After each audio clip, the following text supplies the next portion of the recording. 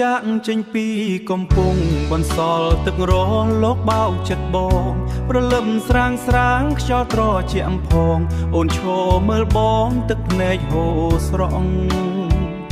សំលេងម៉ាស៊ីនលាន់លឺឆ្ងាយ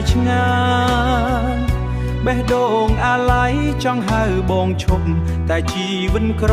ត្រូវព្រាត់សិនសពចាក់ពីដៃស្នេហ៍ទៅរកការងារអោទូកអើយកុំលឿនពេកណាទុកឲ្យអូនផ្ញើវាចាស្នេហាថ្ងៃណាបងវិលចូលពងវិញណាអូននៅចាំថាមិនប្រែចិត្តឡើយក្រឡកទន្លេបក់បោកល្វើយដូចចិត្តអូននៅរំពឹងទន្ទឹងព្រះច័ន្ទលើមេឃជួយថែបងមួយភ្លឹងឲ្យវិលមកដល់កំពង់ស្នេហ៍វិញល្ងាចថ្ងៃស្អែកអូននៅមាត់ទឹកឮតែសំឡេងនឹកអូននៅមាត់ទឹក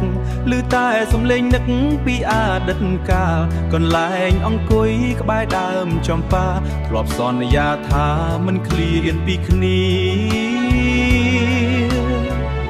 ទូកជាច្រើនឆ្លងកាត់រៀងរាល់ថ្ងៃតែគ្មានរូបថ្លៃដែលអូនប្រាថ្នាដូចភ្លើងទៀនមួយមិនរលត់ឡើយអោទូកអើយបើលឺចិត្តស្រីជួយនាំសំដីទៅប្រាប់បងផងជួយនាំសំដីទៅប្រាប់បងផងថានៅកំពុងមានម្នាក់ចាំបង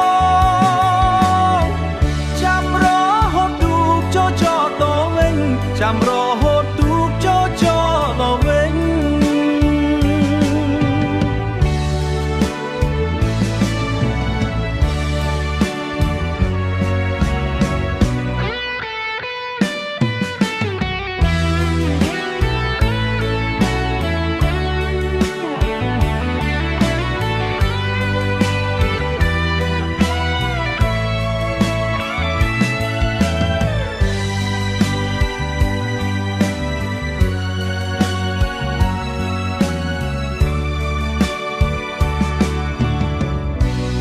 រហូតទូកចូលវិញ